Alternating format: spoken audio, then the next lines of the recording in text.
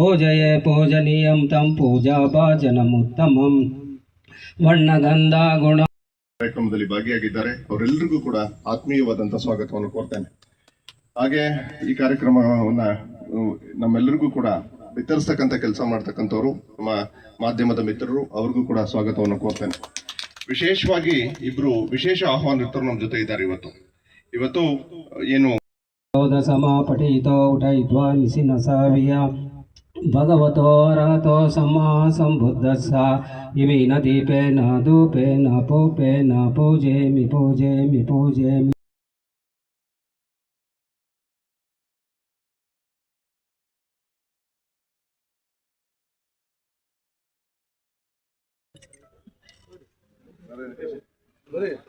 Sir ಸ್ವಲ್ಪ ದಾರಿ ಬಿಡಿ ಸರ್.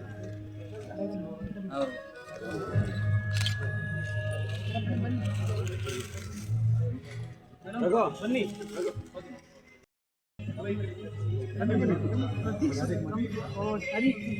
ದಾರಿ ಮಾಡ್ಕೊಡಿ. ಒಂದು ಸ್ವಲ್ಪ ಸೈಡು ಮೇಡಮ್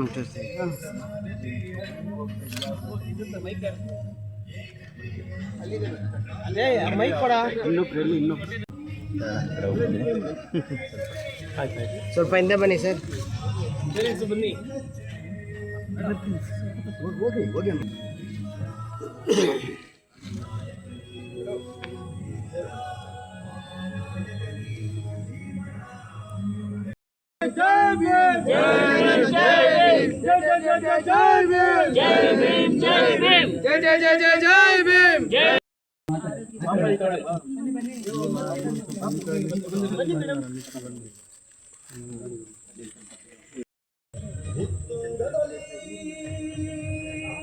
ಸ್ವಲ್ಪ ಹಿಂದೆ ಬನ್ನಿ.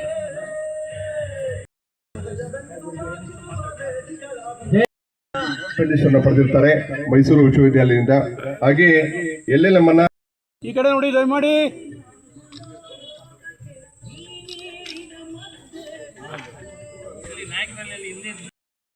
ಚಪ್ಪಾಳೆ ಹೊಡಿ ಸರ್.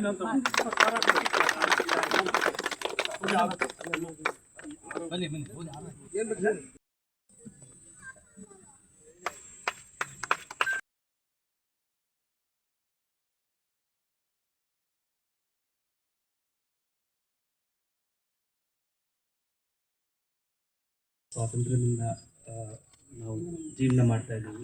ಸೊ ಎಲ್ರಿಗೂ ತುಂಬ ಧನ್ಯವಾದ.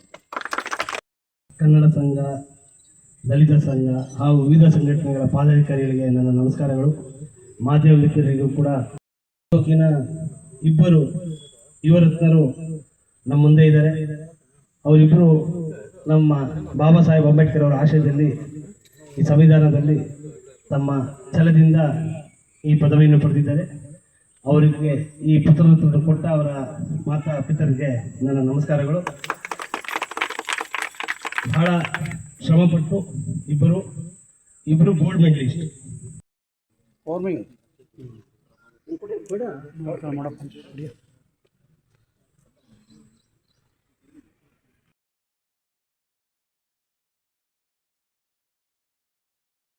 ಸಾಧ್ಯ ಆಗುತ್ತೆ. ಆಗ್ಲೇ 2600 ವರ್ಷಗಳ ಹಿಂದೆನೆ ಅವರು ಕೂಡ ಹೇಳಿದ್ರು.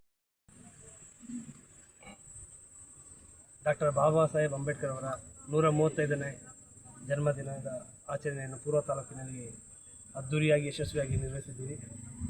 ಎಲ್ಲ ಕನ್ನಡ ಪರ, ದಲಿತ ಪರ ಹಾಗೂ ಎಲ್ಲ ಸಂಘಟನೆಗಳ ಒಕ್ಕೂಟದಿಂದ ಇದನ್ನು ತಾಲೂಕು ಆಡಳಿತ ವತಿಯಿಂದ ಆಚರಣೆ ಮಾಡಲಾಯಿತು.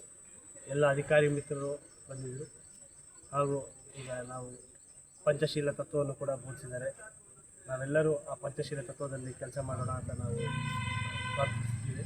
ಅದೇ ರೀತಿ ನಮ್ಮ ತಾಲೂಕಿನಲ್ಲಿ ಇಬ್ಬರು ಯುವ ನ್ಯಾಯಾಧೀಶರ ನೇಮಕವಾಗಿದ್ದು ಆ ಇಬ್ಬರ ಯುವ ನ್ಯಾಯಾಧೀಶರಿಗೆ ಕೂಡ ನಾವು ಇದನ್ನು ಸನ್ಮಾನ ಇಟ್ಕೊಂಡಿದ್ವಿ.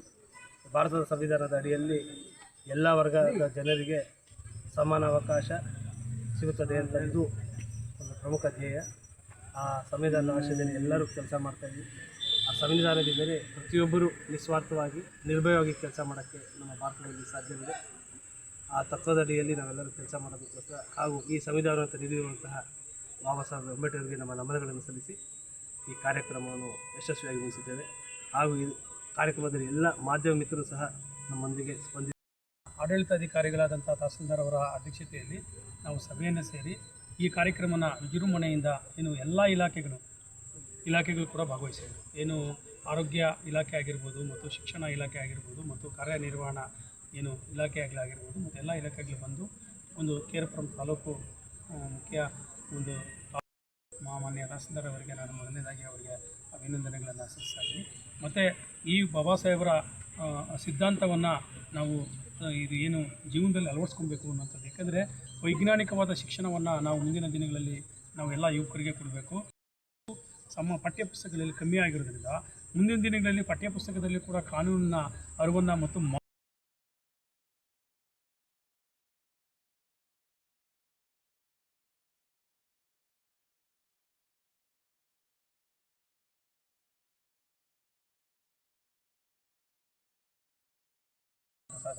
ಆ ಬುಕ್ಗಳನ್ನು ಎಲ್ಲರೂ ಕೂಡ ಹಂಚಬೇಕು. ಮತ್ತು ಮಾನ್ಯ ತಹಸೀಲ್ದಾರ್ ಅವರಿಗೆ ನಾನು ಒಂದು ವಿನಂತಿ ಏನಂತಂದರೆ, ಒಂದು ಬೆಂಗಳೂರು ಪೂರ್ವ ತಾಲೂಕಲ್ಲಿ ಸಾರು ಇರೋದರಲ್ಲಿ ಎಲ್ಲ ಗ್ರಾಮಗಳಲ್ಲಿ ಒಂದು ಲೈಬ್ರರಿ ತೆರೆಯೋದಕ್ಕೆ ಅವಕಾಶ ಮಾಡಿಕೊಟ್ರೆ ತುಂಬ ಚೆನ್ನಾಗಿರುತ್ತೆ. ಯಾಕಂದರೆ ಲೈಬ್ರರಿ ಅನ್ನೋಂಥದ್ದು ಇಡೀ ಜೀವನವನ್ನು ರೂಪಿಸುವಂಥ ಕೆಲಸ ಅದು. ಹಾಗಾಗಿ ಅವ್ರು ಮುಂದಿನ ಯುವಕರು ಲೈಬ್ರರಿಗೆ ಬಂದು ಓದುವಂಥವರಾದರೆ ಅವರು ದೇಶದ ಬೆನ್ನೆಲುಬಾಗ್ತಾರೆ, ದೇಶದ ಮುನ್ನಡೆಸುವಂಥ ಕೆಲಸ ಮಾಡ್ತಾರೆ. ಅದಕ್ಕೆ ಸಾಧ್ಯವಾದಷ್ಟು